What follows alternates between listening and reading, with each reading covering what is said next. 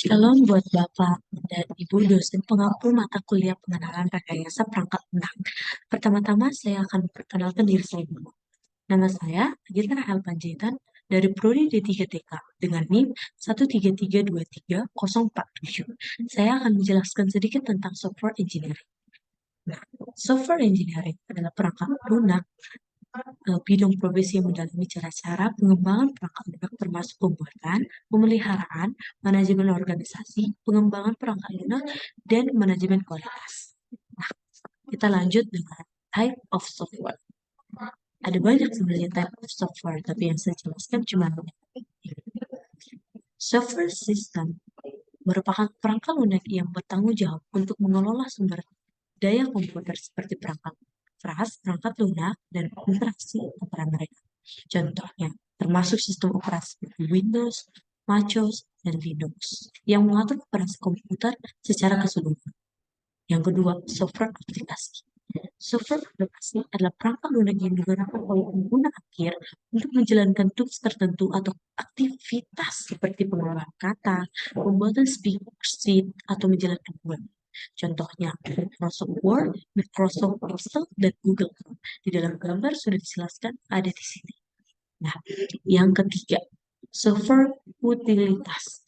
Perangkat lunak ini dirancang untuk membantu pengguna dalam tugas-tugas khusus, seperti menjaga keamanan komputer dengan program antivirus seperti Norton, antivirus, atau membuat cadangan data dengan Neto Backup. Selanjutnya, software pengembangan. Software pengembangan digunakan oleh pengembang perangkat lunak untuk membuat aplikasi dan sistem lainnya.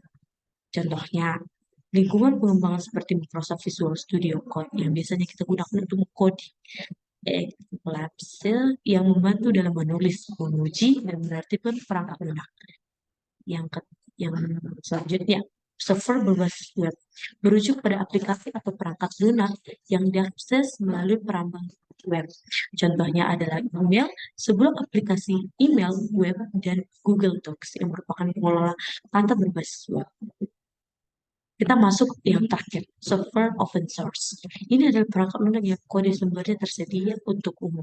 Ini memungkinkan pengguna untuk melihat, mengubah, dan mendistribusikan kembali perangkat lunak sesuai dengan lisensi perangkat lunak tersebut. Contohnya, termasuk sistem operasi Linux bernama Mozilla Firefox yang merupakan proyek perangkat lunak sumber yang terbuka. Nah, kita lanjut dengan generic process framework. Nah, apa itu? Perangkat lunak itu ada 5 aktivitas utamanya. Pertama, kita bisa melihat ada 5 di sini. Ada komunikasi, planning, modeling, construction, dan deployment. Nah, saya akan menjelaskan yang pertama, komunikasi. Komunikasi adalah komunikasi dengan pemangku kepentingan, seperti klien atau pengguna akhir, untuk memahami kebutuhan dan persyaratan perangkat lunak. Yang kedua, planning. Perencanaan proses perangkat lunak termasuk perencanaan sumber daya jadwal dan estimasi biaya. Nah, yang ketiga, modeling. Misalnya modeling ini adalah perangkat lunak seperti diagram aliran data atau diagram proses untuk menggambarkan struktur dan fungsi perangkat lunak yang akan dibangun. Oke. Yang keempat, construction. Tahap pengembangan aktual perangkat lunak dengan menulis kode, menguji, mengintegrasikannya. Nah, yang terakhir, deployment. Membawa perangkat lunak yang telah dibangun ke dalam lingkungan operasional dan mendukung pengguna akhir. Kita masuk ke bagian software proses. Nah, di dalam gambar ini ada banyak sebenarnya, tapi saya hanya mengambil pada intinya. Nah, apa itu software proses? Software proses adalah serangkaian aktivitas yang digunakan untuk merancang, mengembangkan, dan memelihara perangkat lunak. Yang selanjutnya, software proses model. Software proses model juga ada banyak. Paling intinya saya akan mengambil paling pendekatan apa itu software proses model. Software proses model adalah pendekatan atau kerangka kerja yang menggambarkan langkah-langkah dalam proses pengembangan perangkat lunak. Kita masuk sekarang ke dua prescriptive software model. Ada dua itu. Ada waterfall model, ada spiral model. Saya akan menjelaskan satu. Yang pertama, model waterfall. Proses yang dibagi menjadi tahap-tahap berurutan seperti analisis, desain, construction, testing, dan support. Nah, yang kedua, saya akan menjelaskan model spiral. Pendekatan interaktif yang menggabungkan elemen-elemen dari berbagai model. Bisa dilihat dalam gambar ini. Bisa dilihat dalam gambar ini. Oke. Nah, kita masuk ke Angel Mode. Nah, Angel Mode ini eh, model Scrum di mana proyek dikelola dalam interaksi pendek yang disebut sprint dan memungkinkan fleksibilitas dan perubahan kebutuhan.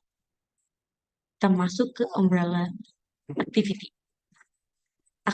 Di dalam gambar ini sudah dijelaskan ada banyak sekali umbrella activity-nya.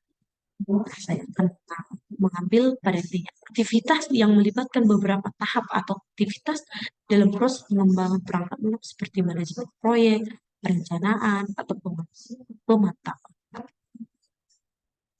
Yang terakhir, kita masuk pada bagian-bagian terakhir.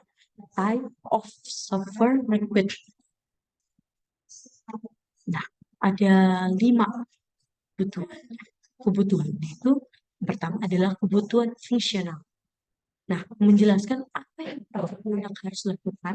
Contohnya, sistem perbankan harus memungkinkan transfer data. Yang kedua, kebutuhan non-fungsional, menjelaskan kualitas batasan perangkat lunak seperti keamanan atau kinerja. Yang ketiga, kebutuhan pengembangan, berkaitan dengan alat teknologi atau bahasa pemrograman yang digunakan dalam pengembangan. Yang keempat, kebutuhan bisnis, terkait dengan tujuan bisnis yang ingin dicapai melalui perangkat lunak seperti meningkatkan efisiensi. Nah, yang terakhir, kebutuhan pemrograman. Itu biasanya berfokus pada kebutuhan pemrograman seperti antarmuka yang mudah digunakan. Sekian dari saya.